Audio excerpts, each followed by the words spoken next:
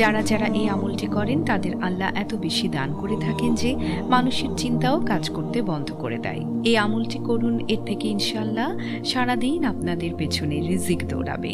এই আমলটি যেই করেছেন তারা সফলতা অর্জন করতে পেরেছেন। এমন ঘটনা অনেক রয়েছে যারা এই আমলটি করে অনেক উপকৃত হয়েছেন এবং এগুলোর জিকির ওয়ালামায়ে একরামগণ বইয়ের মধ্যে করেছেন। ওলামায়ে একরামগণ লেখেন যে যদি আপনি কোনো কাজের জন্য সকালে বাসা থেকে বাইরে কদম রাখেন, তাহলে বাসা ছাড়ার আগে কোরআন শরীফের ছোট এই আয়াত বিসমিল্লাহির রহমানির রহিম পাঠ করুন। ইনশাআল্লাহ আপনার পুরো দিন অনেক ভালো কাটবে। যদি আপনি টাকা পয়সার নিয়তে বাসা থেকে বের হন, তাহলে বিসমিল্লাহির রহমানির রহিম ৩৩ বার পাঠ করে নিন। ইনশাআল্লাহ যদি লক্ষ টাকার ফায়দার সম্বন্ধে চিন্তা করেন, তাহলে আল্লাহ তাআলা নিজের খাজানা থেকে কোটি টাকা দিয়ে দেবেন। আমরা কিছুদিন আগে একজন বোনের একটি মেসেজ পেয়ে থাকি। তিনি এই আমলের বরকত সম্পর্কে বলেন, প্রিয় বোন, আমি এই বিসমিল্লাহির রহমানির রহিমের আমল 10 বছর ধরে করছি।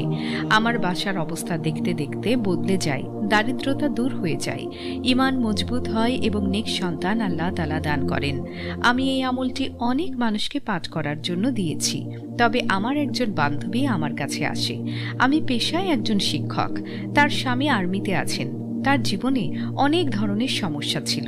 তার টাকার অনেক দরকার ছিল, কেননা তাদের নিজেদের বাসা ছিল না। কোনো বাসার কারণে তাদের বাসা থেকে আলাদা করে দেয়া হয় এবং অন্য জমি কেনার জন্য তাদের কাছে কোনো টাকা ছিল না, কিন্তু আত্মীয়দের কাছে চেয়েছিল, তবে সফল হতে পারেনি। এই সমস্যা নিয়ে আমার কাছে সে আসে। আমার কাছে টাকা তো চাইনি, তবে তার এই সব ঘটনা আমাকে বলে। আমি যখন তার এই পরিস্থিতির সম্পর্কে শুনি, তখন আমি ভাবছিলাম যে যদি আমি তার সাহায্য করতে পারতাম। তখন আমি তাকে জিজ্ঞাসা করলাম যে তুমি কি 5 ওয়াক্ত নামাজ আদায় করো? আমি তাকে বললাম, সকালে ঘুম থেকে ওঠার সময় 33 বার নিজেও বিসমিল্লাহির রহমানির রহিম পাঠ করো এবং তোমার স্বামীকেও বলবে 33 বার বিসমিল্লাহির রহমানির রহিম পাঠ করতে। সে ধন্যবাদ দিয়ে চলে যায়। তবে আমি চিন্তিত ছিলাম যে আমি তার সাহায্য করতে পারলাম না।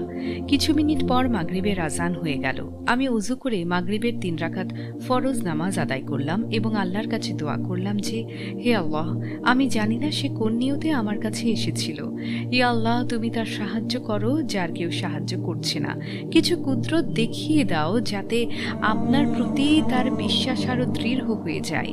মন ভরে আমি তার জন্য দোয়া করলাম। সকাল 9টার সময় আমার স্কুলে সে আমার সাথে দেখা করতে আসে। তার চোখের মধ্যে পানি ছিল এবং আমাকে গলায় জড়িয়ে ধরল। আমি অবাক হয়ে গিয়েছিলাম যখন সে বলল তার স্বামীকে গতরাত হেডকোয়ার্টার থেকে ফোন আসে যে তার নাম সেই টিমের মধ্যে যুক্ত করা হয়েছে, যা কিনা আমেরিকা যাচ্ছে।